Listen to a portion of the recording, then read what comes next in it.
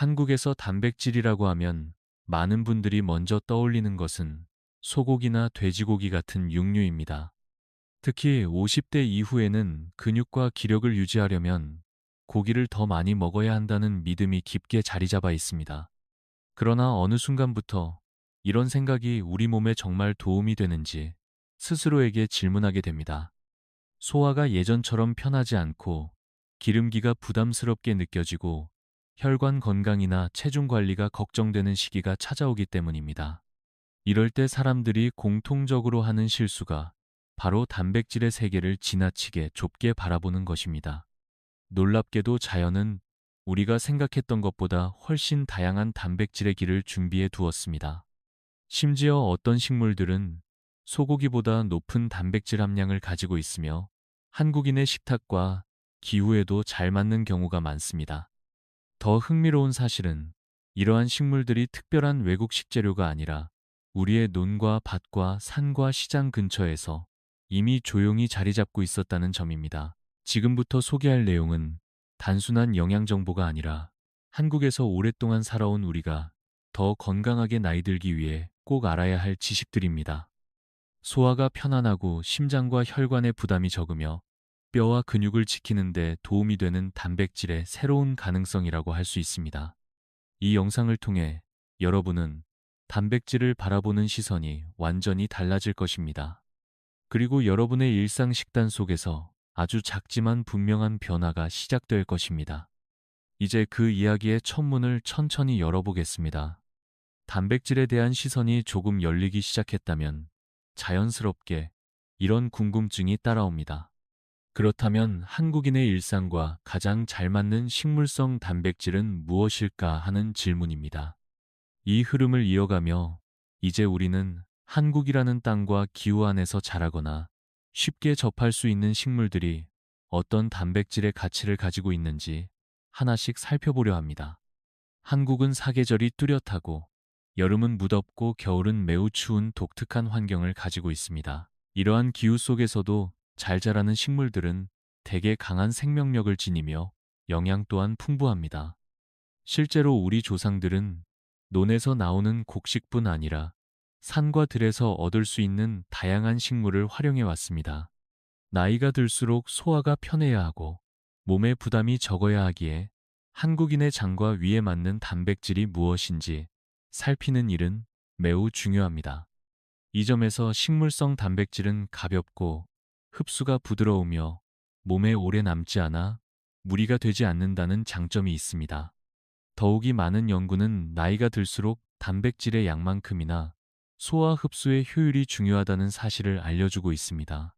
그래서 우리는 이제 식탁 가까이에 있으면서도 그 가치를 잘 몰랐던 식물들의 이야기를 이어서 보게 될 것입니다. 바로 다음으로 소개할 식물들은 한국 곳곳에서 조용히 자라며 소고기보다 뛰어난 단백질을 품고 있지만 대부분의 사람들이 아직 제대로 알지 못하는 존재들입니다. 이제 그 첫 번째 이야기를 향해 걸음을 옮겨보겠습니다. 이제 시선을 조금 더 가까운 자연으로 돌려보겠습니다. 한국의 논과 물가를 천천히 바라보면 우리가 평소에 별 의미 없이 지나쳤던 작은 식물이 하나 있습니다. 바로 개구리밥이라 불리는 식물입니다. 많은 분들이 단순히 물 위에 떠 있는 잡초쯤으로 생각하지만 이 작은 식물은 건조 중량 기준 단백질 함량이 소고기를 훨씬 뛰어넘는 놀라운 잠재력을 가지고 있습니다. 여름이면 전라도와 경기도 일대의 논과 저수지에 자연스럽게 떠 있는 모습이 흔하고 특별한 재배 기술 없이도 빠르게 자라는 덕분에 과거부터 가축 사료로 연구되기도 했습니다. 흥미로운 점은 이 개구리밥이 나사에서도 미래 식량으로 연구될 만큼 가치가 높다는 사실입니다. 우리 주변의 평범한 풍경 안에도 이렇게 특별한 단백질 자원이 숨어 있었다는 것을 떠올리면 자연이 참 신비롭다는 생각이 듭니다. 이어서 살펴볼 식물은 강원도의 시원한 기후에서 시험 재배가 이루어지고 있는 루핀이라는 콩입니다. 지중해에서 오래전부터 사랑받아온 식물이지만 최근 한국에서도 단백질과 식이섬유가 풍부해 관심을 받기 시작했습니다. 특히 소화가 부담스러운 연령대에서는 가벼우면서도 든든한 단백질 공급원이 될 수 있어 새로운 선택지로 떠오르고 있습니다. 이처럼 우리가 잘 몰랐던 식물들이 차례로 모습을 드러내기 시작하면 자연스럽게 다음 궁금증이 생깁니다. 그렇다면 한국인에게 이미 익숙한 식물 중에서도 단백질이 풍부한 존재는 무엇일까 하는 점입니다. 이 흐름을 이어 다음 이야기로 넘어가 보겠습니다.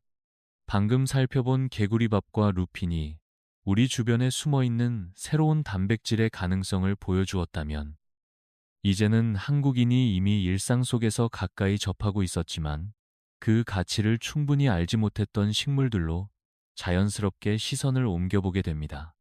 먼저 떠오르는 것은 많은 이들이 샐러드 코너에서 가볍게 집어들고 나는 알팔파 새싹입니다. 작고 여린 잎이라 단순히 식감과 향을 더하는 재료처럼 느껴지지만 실제로는 뿌리가 깊게 자라 토양 속 미네랄을 적극적으로 끌어올릴 만큼 강한 생명력을 지니며 단백질 함량도 놀라울 정도로 높습니다. 특히 나이가 들수록 무거운 음식보다는 가볍고 소화가 편안한 단백질이 필요해지는 만큼 알팔파는 매우 자연스러운 선택이 될 수 있습니다. 이어서 소개할 식물은 따뜻한 지역에서 잘 자라 제주와 남해 일부 지역에서 재배가 이루어지고 있는 모링가입니다. 한국에서는 아직 낯설게 느껴지지만 비타민과 무기질이 풍부하고 단백질도 고르게 갖추고 있어 건강관리에 관심이 많은 분들이 점점 주목하고 있습니다. 잎을 말려 차로 마시거나 가루로 섞어 먹는 방식은 특히 연령대가 높은 분들에게 부담 없이 다가갈 수 있는 형태입니다. 그리고 마지막으로 살펴볼 식물은 다시 우리 전통과 연결되는 대마 씨앗입니다. 예로부터 섬유와 생활재로 활용되던 대마는 최근 경상북도를 중심으로 재배가 확대되며 씨앗의 영양이 재조명되고 있습니다. 단백질뿐 아니라 불포화 지방산이 풍부해 일상 식단에 조금씩 더해주기만 해도 충분한 도움을 기대할 수 있습니다. 이렇게 다양한 식물들이 각자의 방식으로 단백질의 세계를 넓혀주다 보면 자연스럽게 한 가지 생각이 떠오릅니다. 그렇다면 우리 식탁에서 이미 오랫동안 자리 잡아 익숙한 재료들 가운데에도 단백질이 빼어난 존재들이 더 있지 않을까 하는 의문입니다. 그리고 그 답은 우리가 아주 오래전부터 먹어왔던 몇 가지 식물들 안에 담겨 있습니다. 이제 이야기는 자연스럽게 우리 식탁에서 오래전부터 자리 잡아왔던 익숙한 재료들로 이어집니다. 새로운 식물을 발견하는 기쁨도 크지만 우리가 이미 알고 있는 식품들 속에서 예상보다 훨씬 높은 단백질 가치를 발견하는 일은 또 다른 놀라움을 줍니다. 그 대표적인 예가 바로 녹두입니다. 한국에서는 녹두전과 녹두죽처럼 일상적인 음식으로 널리 사랑받아왔고 위에 부담이 적어 나이가 들수록 더 자주 찾게 되는 식재료이기도 합니다. 그런데 이 작은 녹두가 단백질 함량이 높고 소화가 매우 부드러워 장과 위가 예민한 이들에게 특히 잘 맞는다는 사실은 많은 분들이 놓치고 있었습니다. 이어서 살펴볼 식물은 한국에서는 생소하지만 최근 관심이 높아지고 있는 잠두콩입니다. 지중해와 중동에서 오래전부터 먹어온 이 콩은 단백질과 식이섬유뿐 아니라 포만감 유지에도 뛰어나 건강을 관리하는 분들에게 새로운 선택지가 되고 있습니다. 춥고 바람이 센 날씨에도 잘 자라는 특성 덕분에 한국의 일부 지역에서도 시험 재배가 이어지고 있어 앞으로 더 가까운 식재료가 될 가능성이 큽니다. 그리고 이 흐름을 이어 다시 우리 전통과 닿아있는 식물 하나를 떠올려 보면 그것은 바로 들과 산자락에서 쉽게 만날 수 있는 비름입니다. 예전에는 나물로 자주 먹었지만 최근에는 그 가치가 다시 주목받으며 잎뿐 아니라 씨앗 역시 단백질과 미네랄이 풍부해 건강식으로 자리 잡고 있습니다. 특히 건조한 환경에도 강해 한국의 여름 기후에서도 잘 자라는 특성은 우리 농경 문화와도 자연스럽게 이어집니다. 이렇게 익숙한 재료들 속에서 숨겨진 영양을 찾아내다 보면 다음 단계로 자연스럽게 질문이 이어집니다. 그렇다면 세계 곳곳에서 사랑받으며 단백질 공급원으로 널리 인정받는 식물들은 한국인의 식단과 어떻게 조화를 이루게 될까 하는 점입니다. 이 궁금증을 안고 우리는 다음 이야기를 향해 천천히 발걸음을 옮기게 됩니다. 이제 우리의 시선은 한국뿐 아니라 세계 곳곳에서 오랜 세월 사람들의 식탁을 지켜온 식물들로 자연스럽게 이어집니다. 특히 단백질의 가치를 인정받아 여러 문화권에서 중요한 식량이 되어온 식물들은 나이가 들수록 균형 잡힌 영양을 필요로 하는 한국인에게도 큰 도움이 될 수 있습니다. 그 대표적인 예가 렌틸콩입니다.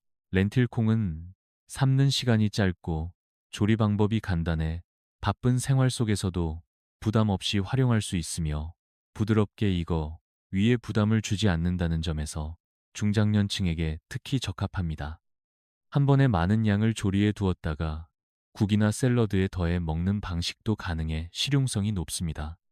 이어서 살펴볼 병아리콩은 최근 한국에서도 점점 익숙한 식재료가 되어가고 있습니다.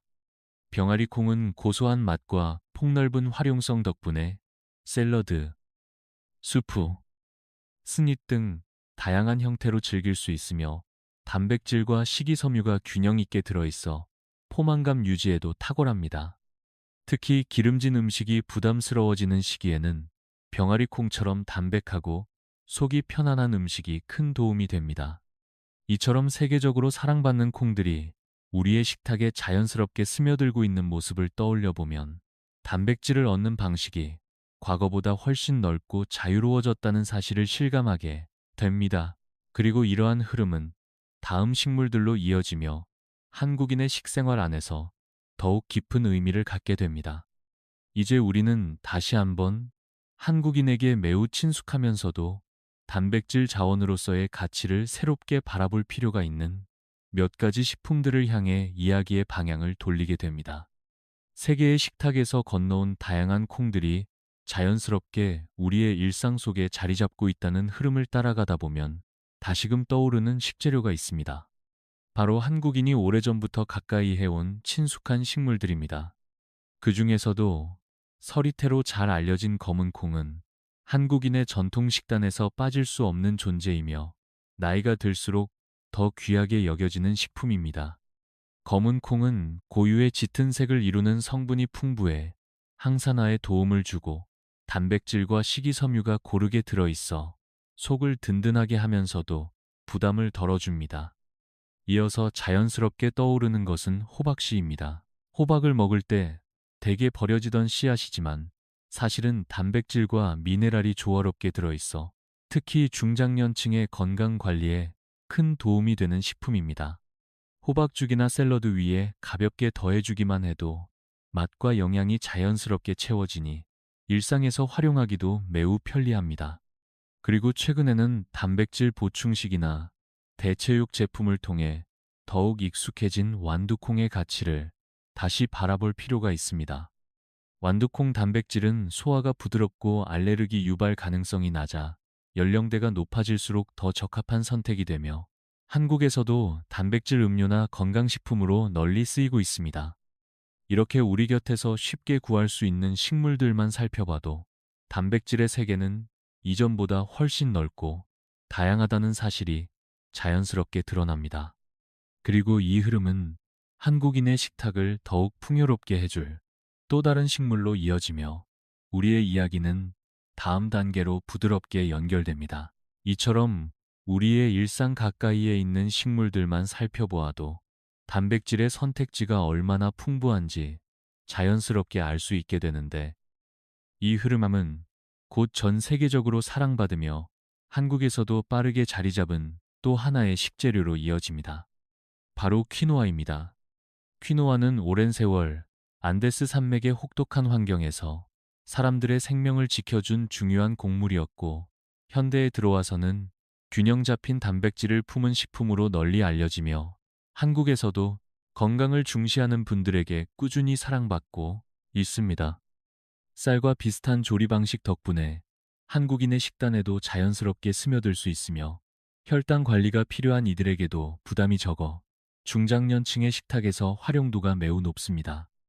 부드러운 식감과 담백한 맛은 나이가 들수록 선호하게 되는 특성과도 잘 맞아 간단한 샐러드나 따뜻한 밥 요리에 더하면 영양이 한층 더해집니다. 이렇게 퀴노아가 가진 장점들을 떠올려 보면 우리가 단백질을 받아들이는 방식이 과거보다 훨씬 다양해졌음을 다시 한번 실감하게 됩니다. 그리고 이 자연스러운 흐름을 따라가다 보면 결국 한국인의 식생활에서 빼놓을 수 없는 단백질의 정점을 향하게 됩니다. 바로 오랜 세월 우리의 밥상 한가운데에서 조용히 자리하며 삶의 일부가 되어 왔던 콩, 즉 대두입니다. 다음 이야기는 한국인의 전통과 깊이 맞닿아 있는 이 특별한 식물에 대한 이야기로 이어집니다. 퀴노아가 보여준 단백질의 새로운 가능성을 떠올리며 이야기를 이어가다 보면 자연스럽게 우리의 마음은 다시 한국인의 삶과 깊이 연결된 한 가지 식물로 돌아오게 됩니다. 바로 대두입니다. 대두는 단순한 식재료를 넘어 한국인의 음식 문화와 생활 방식 속에서 늘 함께해온 존재이며 나이가 들수록 더 든든한 동반자가 되어줍니다. 된장과 청국장처럼 발효 과정을 거쳐 깊은 맛을 내는 음식은 세대를 넘어 이어져 왔고, 두부나 콩나물처럼 부드럽고 속이 편안한 형태는 한국인의 몸에 맞는 단백질 공급원으로 자리 잡아왔습니다.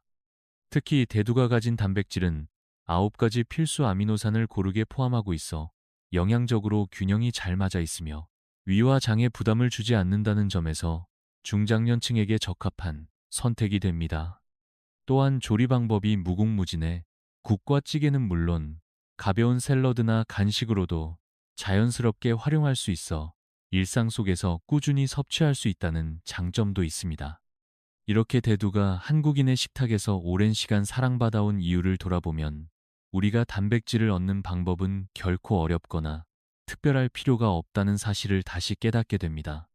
익숙한 재료가 가장 믿음직하고 몸에 잘 맞는 경우가 많기 때문입니다.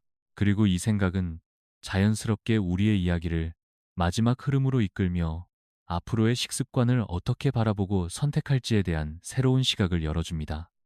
이제 우리는 단백질을 둘러싼 긴 여정을 마무리하며 자신에게 맞는 변화를 어떻게 시작할 수 있을지 차분히 살펴보려 합니다. 이렇게 다양한 식물들을 따라 걸어온 여정의 끝에서 보니 단백질을 바라보는 우리의 시선이 얼마나 넓어졌는지 자연스럽게 느껴집니다. 소고기나 육류에만 의존하던 생각에서 벗어나 주변의 식물들이 지닌 힘을 온전히 이해하게 되며 한국인의 식탁에서 이미 익숙한 재료들조차 새로운 의미로 다가옵니다. 나이가 들수록 소화가 편안하고 몸에 부담이 적으며 영양이 고르게 담긴 음식을 찾게 되는 것은 아주 자연스러운 변화입니다. 그리고 우리가 살펴본 15가지 식물들은 이러한 필요를 충족시켜줄 든든한 선택지들입니다. 개구리밥처럼 가까운 자연 속에 숨어있던 식물에서부터 서리태와 대두처럼 우리의 일상에 깊이 자리한 재료까지 모두가 저마다의 방식으로 건강한 단백질을 선물해 줍니다. 중요한 것은 큰 변화를 한 번에 이루려 하기보다 익숙한 식탁 위에 작은 선택을 하나씩 더하는 일입니다. 밥에 퀴노아를 조금 섞어보거나 샐러드에 알팔파를 더하고 국이나 찌개에 렌틸콩을 넣어보는 등의 사소한 변화만으로도 일상은 충분히 달라질 수 있습니다. 무엇보다 이 여정이 전하고 싶은 메시지는 우리가 건강을 지키기 위해 꼭 특별한 것을 찾아 나설 필요가 없다는 점입니다. 자연은 이미 우리 곁에 조용히 자리하며 필요한 것들을 넉넉히 준비해 두었습니다. 이제 여러분의 식탁 위에서 어떤 식물이 새로운 첫걸음을 내딛게 될지 스스로 선택해보는 시간만 남았습니다. 작은 변화가 큰 힘이 되어 여러분의 하루가 더 가볍고 편안해지기를 진심으로 바랍니다.